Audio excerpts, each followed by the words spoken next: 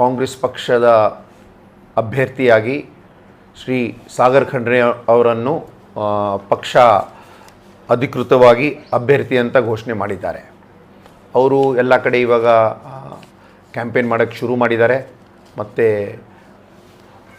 ಗುರುವಾರ 4ನೇ ತಾರೀಕು ಏಪ್ರಿಲ್ 4ನೇ ತಾರೀಕಿಗೆ ಅವರು ಬಸವ ಕಲ್ಯಾಣ ಬರ್ತಾ ಇದ್ದಾರೆ.